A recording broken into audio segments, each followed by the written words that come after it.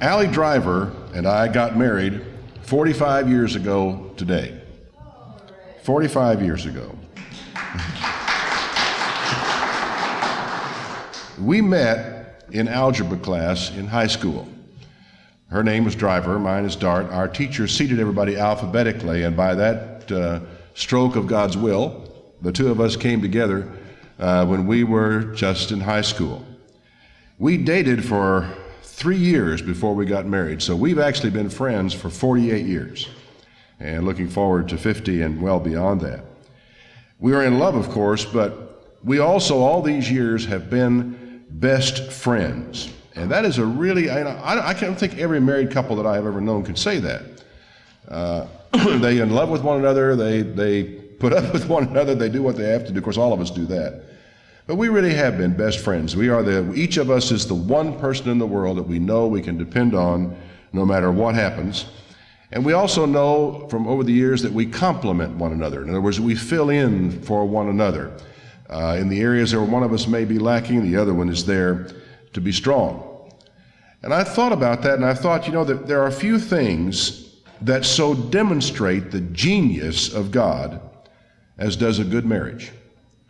Because He made man and He made woman to go together, to be with one another and to support one another. In Genesis, the 2nd chapter, in verse 18, we have this little vignette where the Lord God said, "It's not good that the man should be alone. I will make a help meet for him." I remember as a boy reading this particular passage of Scripture and thinking it was a little strange because the way it's written, you almost can come to a wrong conclusion. Let me show you what I mean. He said, it's not good that a man should be alone. I'll make a help meet for him. And out of the ground the Lord God formed every beast of the field, every fowl of the air, and He brought him to Adam to see what he would call them. And whatever Adam called every living creature, that was the name of it. And Adam gave names to all cattle, to the fowl of the air, and to every beast of the field. But for Adam there was not found a help meet for him. The image you get, certainly I did as a young person reading this, is that here God created man, He looked at man, He says, well, I don't think it's good for him to be alone here. Let's see, what shall we make for him? And He starts making animals. And He brings this animal up and He says, what do you want to name it? And Adam names it.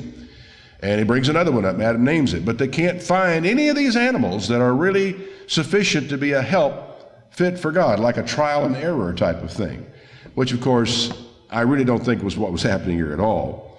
When you take a little different look at it, it's easy to see that this was just a part of the process that was going on. But it was not that God ever expected to find a help for Adam among the animals. They were not sufficient to that. And the Lord God caused a deep sleep to fall upon Adam, and he slept. And He took one of his ribs and closed up the flesh instead thereof. And the rib which the Lord God had taken from man made He a woman, and He brought her to the man. The symbolism of this is really striking, because when you think of what God might have done, if you have an inquiring mind, you're going to say, well, why didn't God just make them both at the same time? Why didn't He just make two mounds of dirt here and let both of them, one of them be male and one of them be female, and bring them up that way? Why the taking of a rib out of Adam and the making of a wife from that? Well, it does a couple of things. And I think one of the most important aspects of it is it shows how close the woman is to the man. She is really not a separate creature. She is not one that was made over here alongside of. She was one that was made out of. And Paul in the New Testament even seems to have the opinion that since every man in history would come from a woman, that it was necessary that the first woman come from man to kind of balance things out. But the implications of it certainly, I think, are that right out of the man's rib is where the woman comes from, that close. Therefore shall a man leave his father and mother, and shall cleave to his wife, and they shall be one flesh. And they were both naked, the man and his wife, and were not ashamed. Now, as you read that passage, and you read especially this last sentence in here, you sort of wonder about that as to the whys and the wherefores of it, why it was remarkable that they were naked, since there were only two of them anyway, why it is remarkable that they were not ashamed. If they were man and wife, if they were together, one would have thought there would be no reason for them to be ashamed.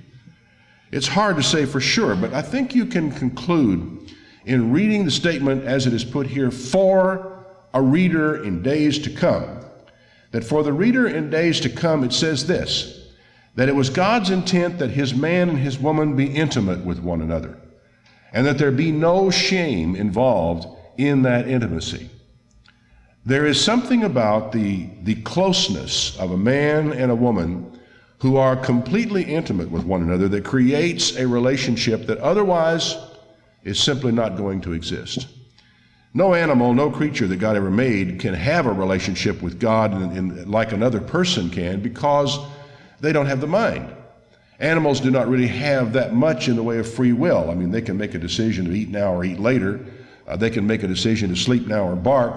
They make that level of decisions at that level. But animals don't function at the mental level of man. And two individuals, human beings, who can function at the same level, can have relationships at different levels, but the only way that a truly intimate relationship can be established is in that physical intimacy that breaks down every barrier between a man and a woman. And that seems to be apparently what God had in mind in this. He left them there in the garden naked, and there was no shame in the fact that they were naked. And one gets the impression that he expected certain very natural things to follow from that circumstance. But there's a lot more to this than intimacy in the genius of marriage, the genius of a good marriage, of God putting a good man and a good woman together and keeping them together for all their lives. In Ecclesiastes chapter 4, there's a passage where Solomon writes about this, because I think that Solomon came to understand. He never really experienced a good marriage, but I think he came to understand the underlying principles of it because he had this gift of wisdom from God more than any man who had ever lived, and consequently was able to tell us things. And some of the things that Solomon tells us, he tells us from having experienced the opposite. In other words, it's not as though he himself is a good example. He is a good example of what happens when you don't do things God's way. He said, I returned and I saw vanity under the sun. There is one alone, and there is not a second. Yea, he has neither child nor brother. There is no end of his labor. His eye isn't satisfied with riches. And he doesn't say, for whom am I working and bereaving my soul of good? What am I doing all this for? This is a sore travail.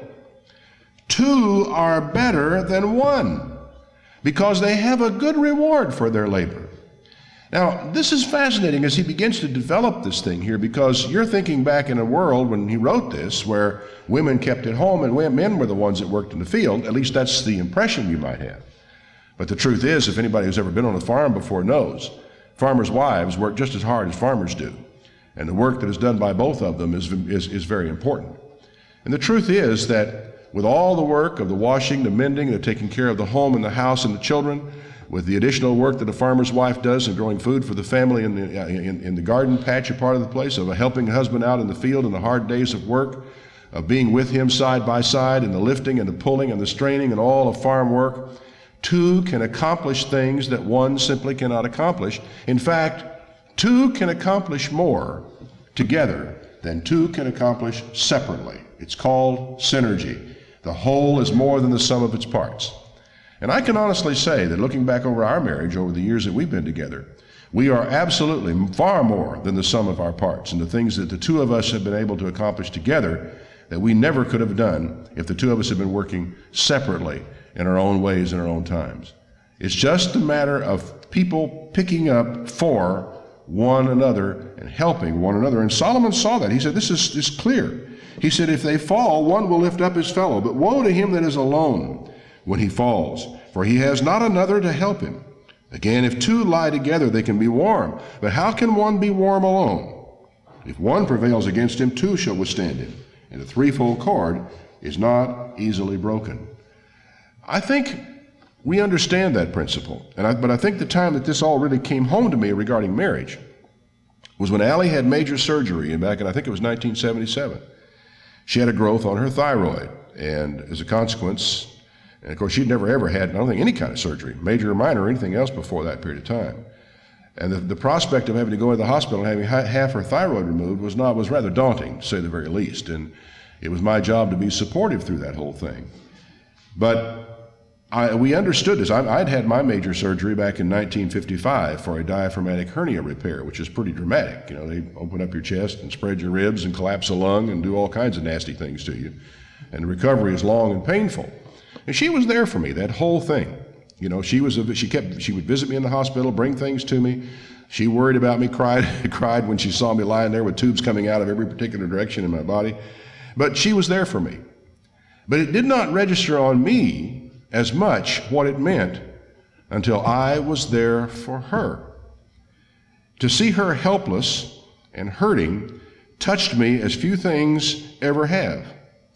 I wanted more than anything else to ease her pain and to make her comfortable and to do something.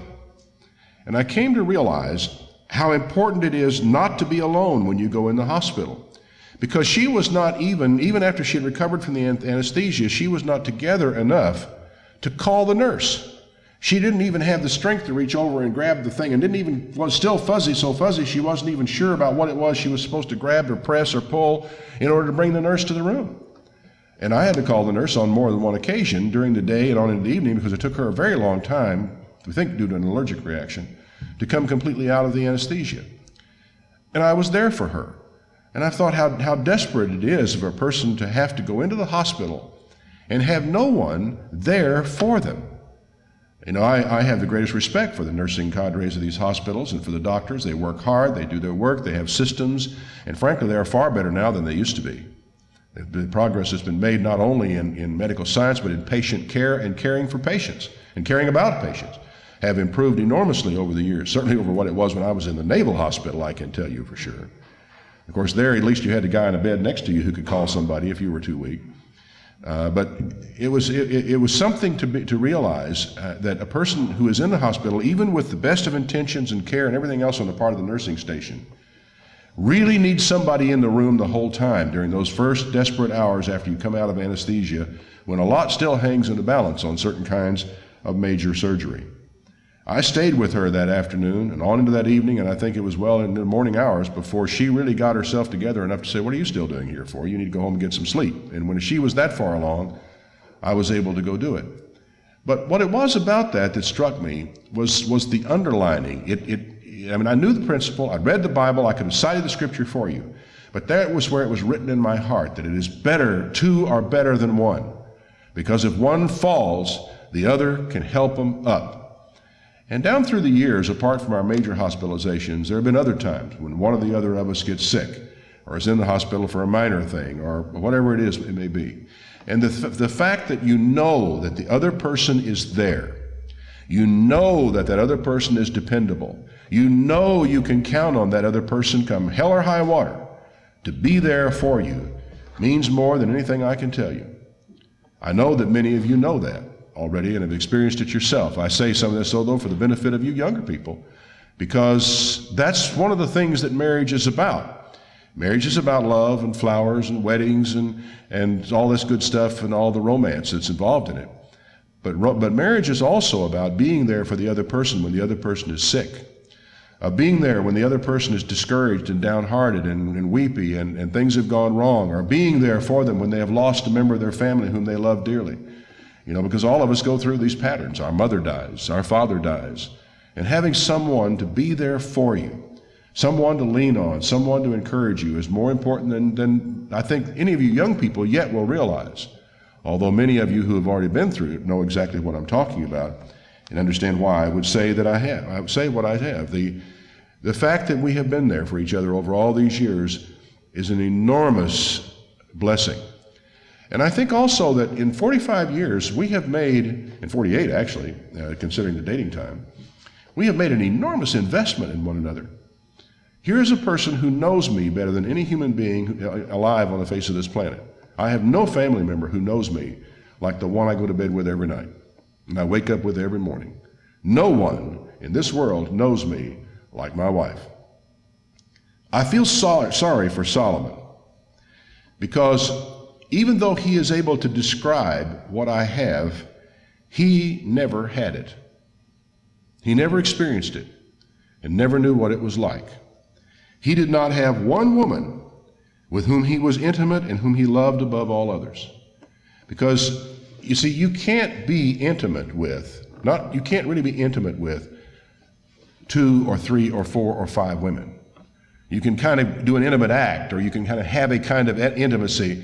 But sex, or having sex with a dozen people is one thing.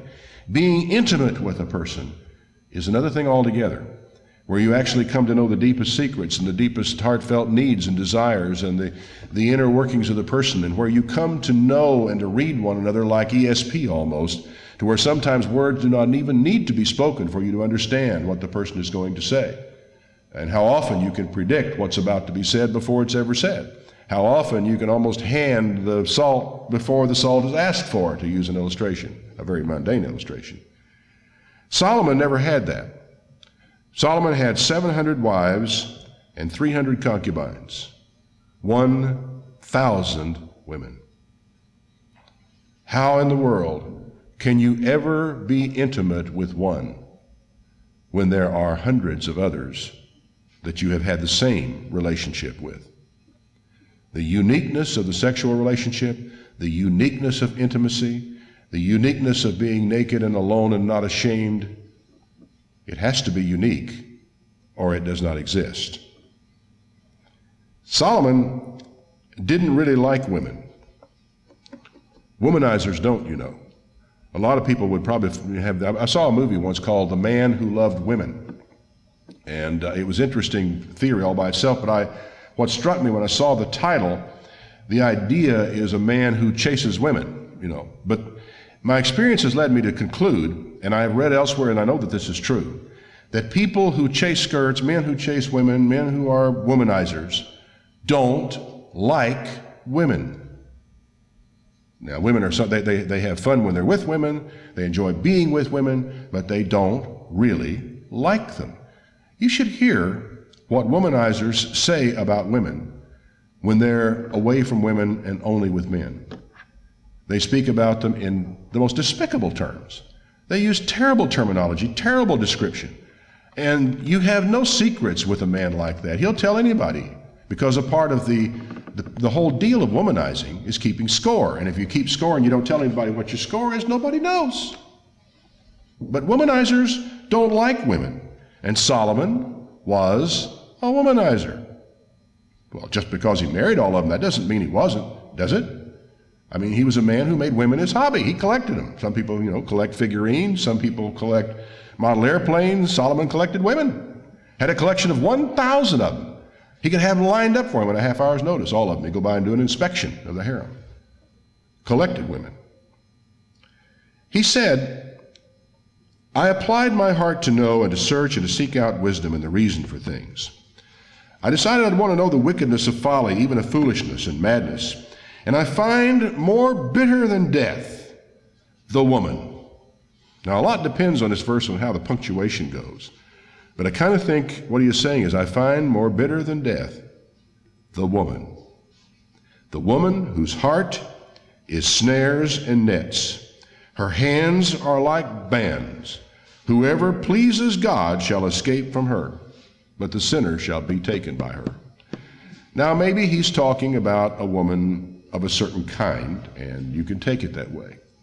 But on the other hand, you could take it as though he's talking about women being this kind. Because, in fact, it wasn't the only kind of woman he knew about. But one almost gets the impression that it was the only kind of experience with a woman, or the only kind of woman he ever had experience with. Behold, this I have found, saith the preacher, counting one by one to find out the account which my soul seeks. But I find not. One man among 1,000 I have found, but a woman among all these I have not found. This only have I found, that God made men upright, and they have sought out many inventions. One man among 1,000 he said he could find, and I presume he means reliable, good, dependable, all this kind of stuff. And he couldn't find one among the women. But a good deal of what a woman is her man. A great deal of what makes a woman good and just and dependable and fine and great is the man who selects her as his wife and whom she selects as her husband, and who settles in to spend his life with this woman. Because we change one another. Now, there is always the folly we talk about on people about how women will oftentimes marry a guy because they think he'll get better. And of course, that's a very bad idea to do that. Very bad idea to do that. Your parents will warn you about it. I'll warn you about it right here and now. Don't ever imagine that he's going to get better. I said he would change. I didn't say he would get better. And he certainly will not get better because the fact that you're going to take out your tools and make him into something better than he is today. That's not going to happen. You can write that off. But the point still is that all of us, the man and the woman in a marriage, become something different from what we are. We grow and we develop and we become better or we become worse based upon the interactions that take place between us once we have begun to share our lives together.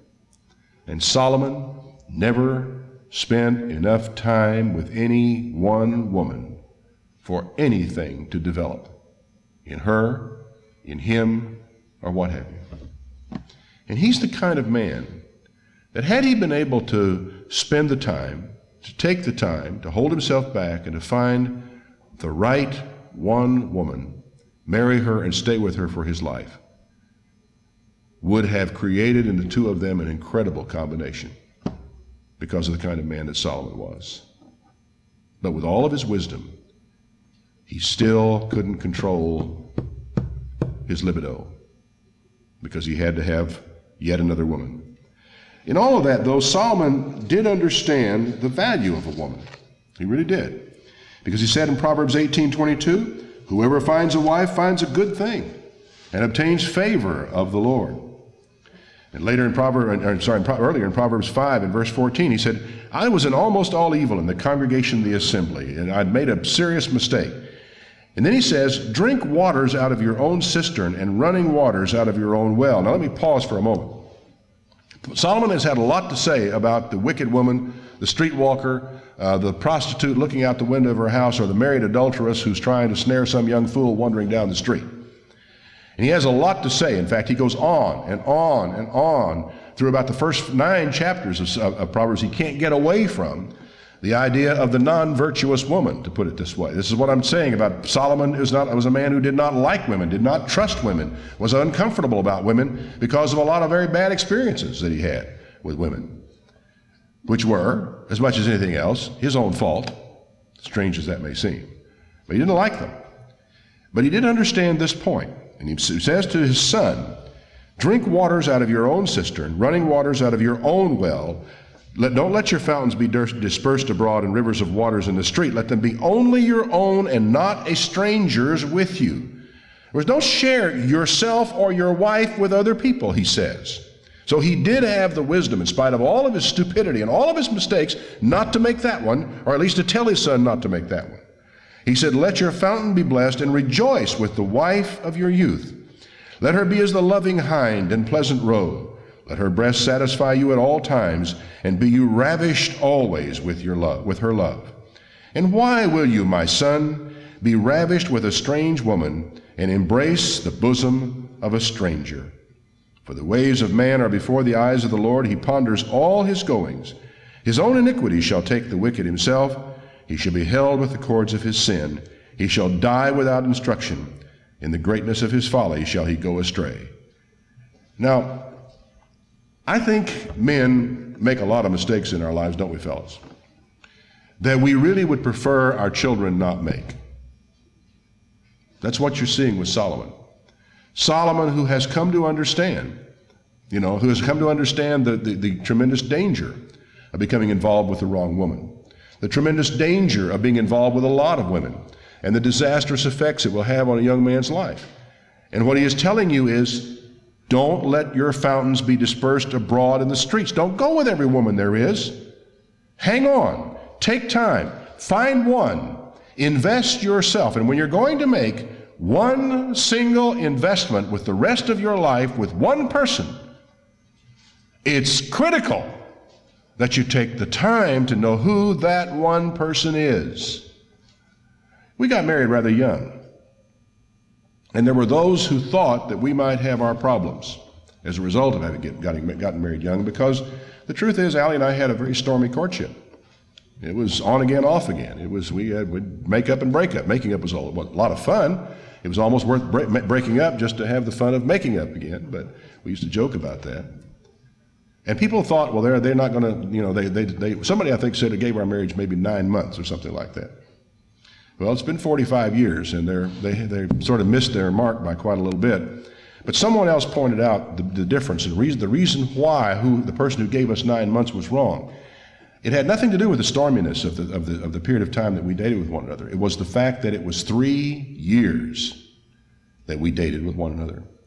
And by the time we got married, both of us knew precisely what we were doing. I'm often amused, and Allie is the same way, about these people who they're portrayed in movies oftentimes as being scared and nervous and jittery on their wedding day, and aren't really sure they need to go through with this, and somebody has to talk them into finishing up and going on with the wedding and all that type of thing. And she told me, she said, I was never as certain I never have been as certain in my life of anything as I was when I walked down that aisle to get married to you. And I felt exactly the same way. Neither one of us had a moment of nervousness. Neither one of us had a moment of a twinge, because we both knew that we wanted to spend the rest of our lives together.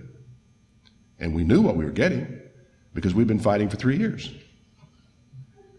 And if you get it all out of your system before you get married, and you know what you're doing, and you still want to get married, you got a real good chance. But you know what the big deal is? It's time. It's the length of time you take to get to know one another. You can be lucky. You can marry somebody on the spur of the moment. You can marry somebody you haven't known very long, and the marriage lasts for 50 years. But the odds are against you. And it is just luck. But when you take the time, the odds shift dramatically. Because I think there is something down inside of all of us. I think there's a subconscious thing that gives us little warnings from time to time about things when they're right and when they're wrong. And as long as you're still getting those warnings, you don't need to become intimate with that person. Maybe in time, it will stop. Maybe in time you will understand. Maybe in time you will grow. Maybe in time he will grow. And maybe in time you can make a beautiful, marvelous, lifelong marriage together. But as long as the worries and the frets and the insecurities and the little warning bells which God put inside of us for a reason are still going off, keep the guy or the girl at arm's length. Very important thing, I think, for us to understand. He said in Proverbs 12, verse 4, a virtuous woman is a crown to her husband, but she that makes ashamed is as rottenness in the bones. And all that stuff takes place when we make that initial decision. Make that initial decision. If we get married to someone who is not right for us, we're going to wind up with that other person being like rottenness in the bones. If that person is right for us, we're going to have our rocky roads, we're going to have our ups and our downs, but all the downs will be times of strong growth as we grow together, understand together, and become stronger and better people. And Solomon later, in chapter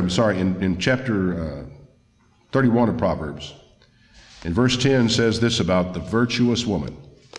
Who can find a virtuous woman? For her price is far above rubies. Now, he had run through 1,000 women and had not found one. So you can understand his reference. Who can find one?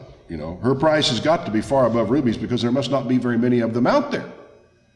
But what is probably true about Solomon, and that he did not understand, is that among that 1,000 women that were in his harem, there were probably all kinds of women who could have been virtuous women, but never got the chance, never had the support, never had each one of them her own man to be a strength, to be a pillar, to be an advisor, a counselor, a lover, a helper, an encourager, because we don't do it by ourselves. And I don't believe a woman becomes the virtuous woman of Proverbs 31 by herself. Don't think that happens. Because, when it speaks of her, it speaks of her with a husband. Her price is far above rubies. The heart of her husband does safely trust in her, so that he shall have no need of spoil. Trust. I will tell you this right now, and I'll come back to it again. There is absolutely no ingredient in marriage more important than trust. It needs to be cherished, taken care of, nourished, protected, fought for. Trust is critical. And the ability to actually say, no, I know precisely what my man is going to do. I know what he will say. I know whether he did this or whether he did not because I know his character. And oftentimes a woman doesn't even need to ask her husband, is an accusation against him true, because she knows it is not. She will do him good and not evil all the days of her life. She seeks wool and flax and works willingly with her hands. She's like the merchant ship. She brings her food from afar. She's the kind of gal that doesn't just buy the closest thing at whatever price it's at. She's a shopper. She makes it around to the markets. And if this market's crooked, she goes to another market over there, which is not so crooked. She knows her way. She rises while it is yet night, gets up in the dark, and gives food to her household and a portion to her maidens. She considers a field and buys it. She didn't get a field and mention it to her husband. She considered a field and bought it. With the fruit of her hands, she plants a vineyard. You know what this woman is doing? She's running a little business on the side. She makes clothes, she plants a vineyard, she makes wine, and she probably sells it. She girds her loins with strength, strengthens her arms. She perceives that her merchandise is good. You know what merchandise is? That's stuff we put on the market. So she's making clothes, she's growing food, she's making wine, and she sells it. Her candle doesn't go out by night. What that basically means is that when she makes a candle, it's a good one, doesn't go out on you. I don't think it necessarily means that she works all night. She lays her hands to the spindle, her hands hold the distaff. She stretches out her hand to the poor. She reaches forth her hands to the needy, a generous and a kind person. She's not afraid of the snow for her household, for all her household are clothed in scarlet. She makes herself coverings of tapestry. Her clothing is silk and purple. Now, the implication of this is that this woman is tremendously successful. Purple was the most expensive dye of the time, and very, very few people would have had the money to have a garment of silk, especially silk dyed purple. Her husband is known in the gates when he sits among the elders of the land. She makes fine linen and sells it, and delivers girdles to the merchant. Strength and honor her clothing, and she shall rejoice in time to come. It presents us here in the economic structure of the household of a two-person team. The woman at home, the man in the field, and yet at the same time, both of them working toward the economic success of the family.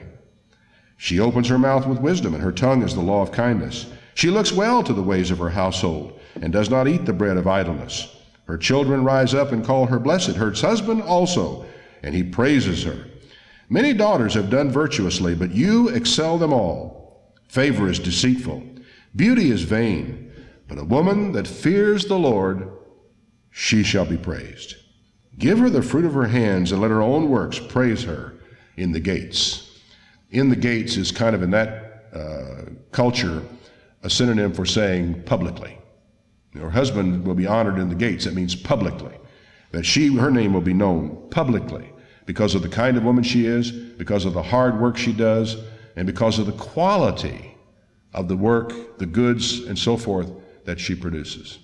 Now, all these words come from Solomon, a man whose wives and concubines probably did very little work of any kind. I mean, after all, you're the wife of a king. You don't have to work. You've got servants, servants of your own.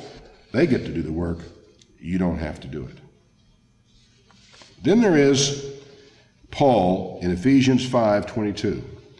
It's a sermon, in a scripture we often read in marriages. There's something, though, that I want you to understand about this passage before I read it to you. This is something that each, the husband and the wife, should strive for in a marriage. But I think we also understand that this is a two-way deal. You cannot demand the one thing from the other unless you are prepared to do your side of things yourself. In other words, it's not a one-way deal. You can't make demands of the other when you're not fulfilling your side of this thing. Well, Paul said, "Wives, submit yourselves to your own husbands as unto the Lord. For the husband is the head of the wife, even as Christ is the head of the church, and he is the Savior of the body. Therefore, as the church is subject unto Christ, so let the wives be unto their own husbands in everything. And what Paul talks about here is a simple understanding that in any kind of a team situation, one person leads and the other follows. In other words, but this does not mean, that there's a secondary person or a secondary level of person or an inferior person in the relationship. It's just that in any two-person team, one leads. That's all there is to it. And for some reason, God has made the structure in the family and the home that the man ought to lead. But what if he doesn't? And what if he won't? Well, some men have been lucky, who are not leaders and won't lead, have been lucky enough to find wives who can lead and have led the family and have led the family successfully. That is not what God suggests to us that we do. It's not his way. But as I say, it's better than having no leadership in the family at all. Therefore, as the church is subject unto Christ, let the wives be to their husbands in everything. Then it says, husbands, love your wives, even as Christ also loved the church and gave himself for it. Now, I would say that of the burden placed upon husbands and wives in Ephesians 5, by far and away the greater burden is laid upon the man. Because the woman's responsibility is to love her husband, to cherish her husband, to be obedient to her husband, to let her husband, not let her husband lead, but to follow his lead. But the man is to love his wife as Christ loved the church. There was nothing that Christ would not do for the church. That he might sanctify it, present it to himself a glorious church, not having spot or wrinkle or any such thing, but that it should be holy and without blemish. So ought men to love their wives as their own bodies. He that loves his wife loves himself. And I am certain that that is true. That a man who loves his wife loves himself. And since I love myself, and I'm supposed to love my wife like I love myself, then I have quite a task laid out for me, don't I? So that's something we men are supposed to do. And by and large, I find that the more a man is apt to talk about wives submitting to their husband, the less apt he is to be fulfilling this thing of husbands, love your wives as Christ loved the church. That I don't know why it is, but it tends to work that way. And in families where both are pulling their weight in regard to this, there's hardly ever a mention of it. Hardly ever a mention of it. Because it is natural to work this way. For this cause shall a man leave his father and mother and shall be joined to his wife, and they two shall be one flesh. This is a great mystery, but I speak concerning Christ and the church. Nevertheless, let every one of you in particular love his wife even as himself, and the wife see that she reverence her husband. Now I want to give you today, some random advice from 45 years of marriage. To the single, those of you who have not been married. Number one, abstain from sex before marriage. I know it's obvious. I know people talk about it all the time. But I think it is very rare for anybody to be able to somehow really explain or make clear why it is so. And I don't know that I can. But I can tell you that everything changes after sex. Once that first intimate act is carried out, everything is different. Sex with no commitment, without the permanent commitment, will wreck your life. Now, I have been watching, I watch television some from time to time, and I've been noticing a recurring commercial, which I find very disturbing. It's a commercial for a drug that is designed to suppress genital herpes. And I forget the figures about the numbers of young people now who are afflicted with genital herpes, but it just shocked me to the core of my being to read this and then to see and to hear the commercial as it goes on to tell you that you never are free from it. It is incurable. It never goes away. And it offers this drug that you can take that suppresses the symptoms of it. And then it tells you, and all through this, it shows this beautiful young woman and good-looking young man walking together along the beach. And it said, and then the warnings come along, that even though you are not at the moment, even though you have it suppressed at the moment, you can still pass it on. And I looked at it and I thought, Here's a person who can have lived all their life clean, have gone all the way through high school and never had sex, all the way through college, never had sex, and marry this good-looking guy that she loves and cares the world for, and then the first thing she knows, she's turning up with genital herpes, which is very painful, a very discouraging disease. And it's just with you then for the rest of your life. And the list of things now that people are passing around, back when I was in the Navy, they warned us a lot about what we called in those days venereal diseases, and there were the two big ones were gonorrhea and syphilis, and but they found cures to both of those, pretty good cures. I mean, antibiotics and so forth, you can straighten those out. Now, the range of things that people talk about freely on television and in family hour time, and the list is as long as your arm. And more of them are becoming incurable. Nothing will touch them. And some of them now we're finding are fatal.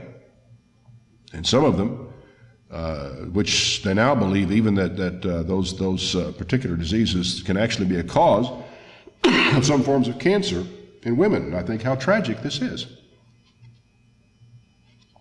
It happens because people have sex before the two of them have made a permanent, total commitment to one another. Do not shack up. There are a lot of things that can happen as a result of premarital sex, and nearly all of them are bad.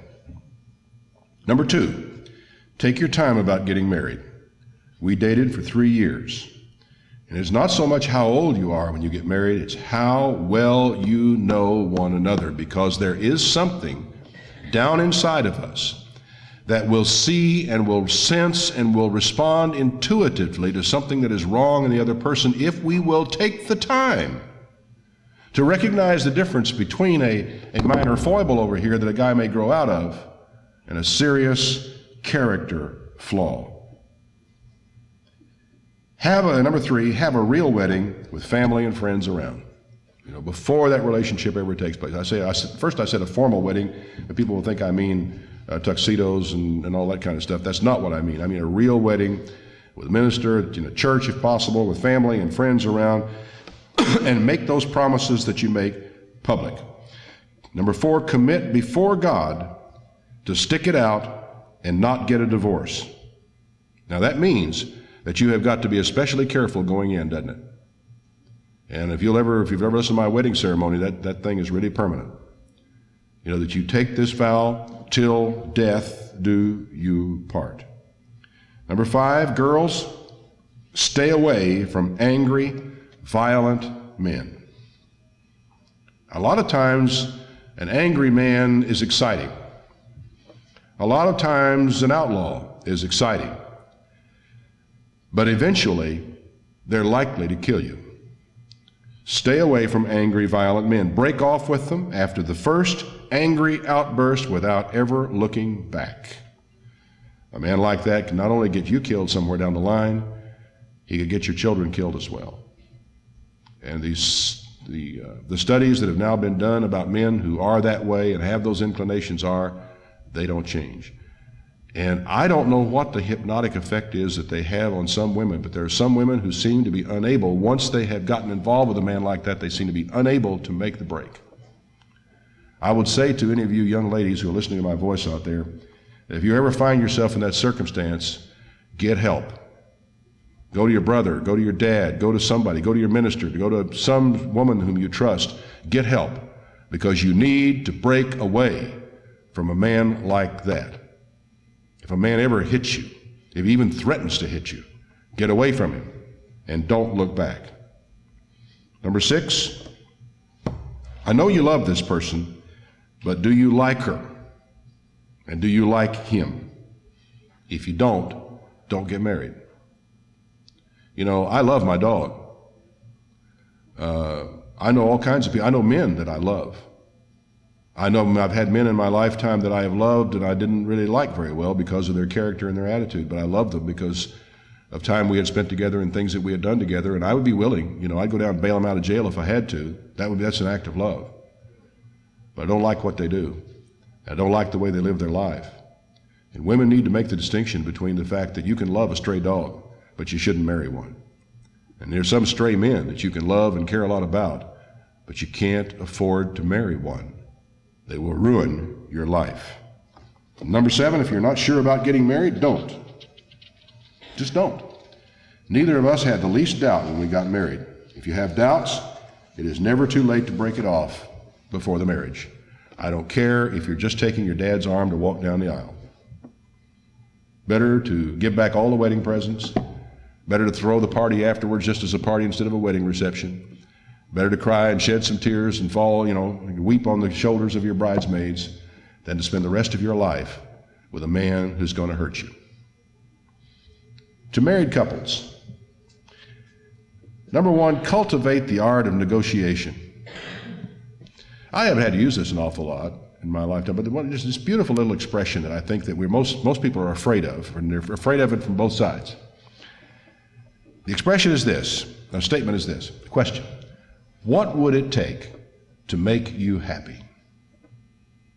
Now, we don't want to ask it because if the person tells us, we feel an obligation to do it. And if we're asked the question, we're almost afraid to tell the person because then we got to be happy. And that may be the harder side of the thing. But my point is simply this, that a lot of times when we get involved in arguments and disagreements in a marriage, each of us is going back and forth trying to make ourselves happy, and instead of stopping for a moment and saying, wait a minute, what does he really want from me at this point? What does she really want me to do? And the best way to find out, dear, what would it take to make you happy on this? I really want you to be happy. What do you want me to do? Men not likely to say that to their wives because she's liable to say, put your clothes up. Every evening when you come home, put your clothes up. Then who knows what she may ask you to do, maybe some terrible thing like that. And so we tend to be afraid of it. But the truth is, it's just simple negotiation. If your wife asks you to do something that you really can't do, or don't have confidence you can do, or don't want to do, you just say, when you say, well, what would it take to make you happy? And she says, I expect you to do this. You say, well, I'm sorry, I can't do that. How can we work our way around this? I do think it's important, frankly, for married couples to understand that it's okay to negotiate. It's okay to say, okay, I'll do that, but you got to do this. Or, what do you want? Okay, that's what you want. Well, okay, I'll do that if you'll do this. Just simple art of negotiation. Number 2, don't make very many promises. And don't make any that you can't keep. And once you've made them, keep them. And number 3, and this may be the most important thing I can tell any of you, married, single, you name it, tell the truth. Never lie to one another. Truth is the basis of trust. And without trust, you don't have anything. And I'm haunted by the image of our president standing before us and wagging his finger in our face and saying, I never had sexual relationships with that woman. He'd better be telling the truth. He'd better be telling the truth. Because once that trust is broken, the chances are, if you ever get it back, it will be a very long time, and there's a very good chance you'll never get it back at all. Because I think that, in the military, there is a code of honor. And for an officer to lie to another officer, to lie to his commanding officer to protect his own backside, is a bigger breach than just about anything you can do in the military. You've got to be able to trust one another when you're going into battle. You've got to be able to believe the men that you work with. You've got to be able to trust their honor and their integrity. Because if you don't, they can get you killed. And so it is with a husband and wife. You have got to be able to always know when your wife or your husband look you in the eye and say, I didn't do that you can take it to the bank. You can rely on that. And you must never, ever let that get away from you. It's more precious than rubies or anything else. It may be painful to tell the truth, but I want to tell you something. The pain of telling the truth today is nothing compared to the total pain your life will have if you don't. Tell the truth, get it over with, and get on with living. Don't lie. Because the willingness and the ability to know that I know you're telling me the truth because you say so is tremendously valuable.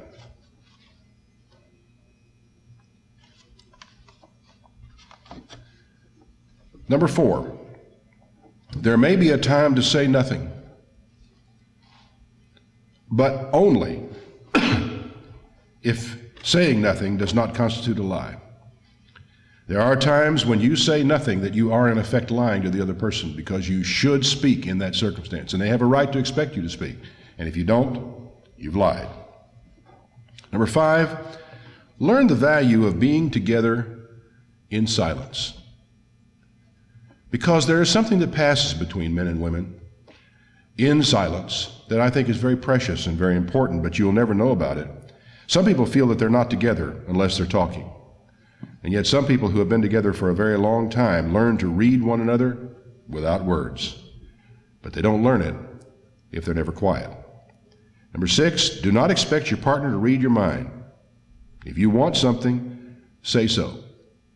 Now, I want to explain to you this just from a little personal experience. There is a great danger in a marriage that you will wind up doing things that neither of you really wanted to do, because each of you is trying to please the other one. Any of you married couples ever do that? Really wound up doing something neither of you really cared a flip about doing, but you did it because you thought the other person wanted to do it. And you don't say, well, dear, do you really want to do this? Because your partner will say, oh, well, then you don't want to do it. And we'll say, oh, well, because you don't want to do it, then we won't do it. And there's this funny little game that we play with one another. All of us do it as married couples. Well, would you like to go to a movie tonight? If you want to. Well, if I don't want to go to the movie, then we don't want it. Is that what you're saying? And you play these little round and round games about, well, what do you want and what do you don't want? And do you like this or do you don't like this? How easy it would be if we would just say, I really don't care to, but I'll go if you'd like to. We're on good, honest, level ground, aren't we? Now we know that I know that you're willing, because you love me, to go to the movie with me and see this wretched thing, but that you really would rather not go. And so we're honest. We figured out many years ago that Allie does not care a flip for science fiction movies, and I like science fiction movies. And so I have to kind of, figure out times and circumstances and ways so that I can go see a science fiction movie while she's got something else to do. But we understand each other in that, because somewhere back down the line she told me she doesn't like them. She didn't keep pretending that she did. She just said, well, I don't care for them. And I think I could have figured that out before she told me if I'd been paying attention, but nevertheless, we all learn our lessons. My point is just simply this, that being honest with one another means saying, I don't really enjoy that very much, but I'll tell you what I'll do. I'll go and enjoy it with you, and I'll enjoy it because you're there. Let's do it. Now, like I say, we keep playing the games. And another thing, you may miss doing something you both will like, because neither one of you will say, let's do it. And we keep playing the if you want to. Well, if it's all right with me, if it's all right with you, or in these little I guess we're love games, because we want to please the other person. Or because we want the other person to figure out what we want without them telling them. Is that maybe part of the game too? It's all a part of the little things that we do. Well, in 45 years, Allie and I figured out most of that stuff, and we still play the little word games from time to time, but at least both of us know what's going on, and we understand what we're doing. But don't expect your partner to read your mind. If you want something, say so. 7, never allow your partner to forget an anniversary. I hear some chuckling going on out here, because the way I worded that very carefully, didn't I? I didn't say never forget an anniversary. I said never allow your partner to forget an anniversary. Because if your husband or your wife forgets an anniversary, it's your own fault.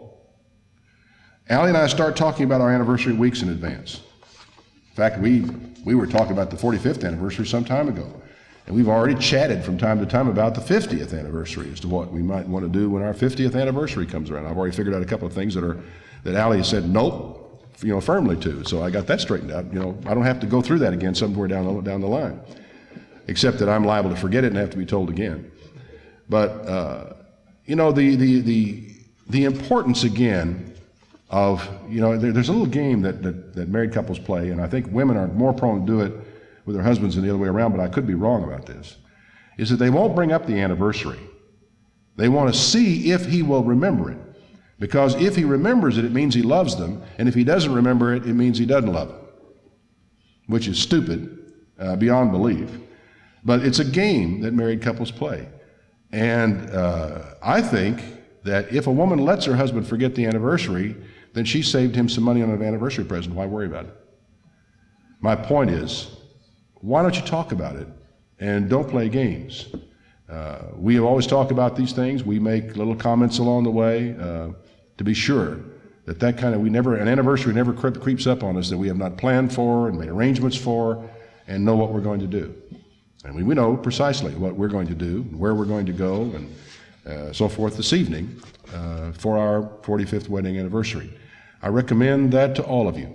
And the reason why I think that this is important, apart from the funny little thing about forgetting anniversaries, is that I think it's really important that an anniversary renews without bothering. I don't think we will ever see any reason to renew our vows. I mean, we made good, solid vows to start with, and they are there, and they dominate our lives to this day. But I do think we renew our appreciation for our marriage and for each other and for what we have accomplished together by the celebration every year of the day in which the two of us committed our lives to one another. And to those of you who are single listening to me, I hope the day will come when you're celebrating your 45th and 50th wedding anniversary, where you have committed your life to one person and have been with that one person through all those years, through all the pain and through all the glory and the success and the failure and the learning, and have become strong and healthy people through the marriage relationship and become the kind of people that you never could have become by yourself. God bless all your marriages.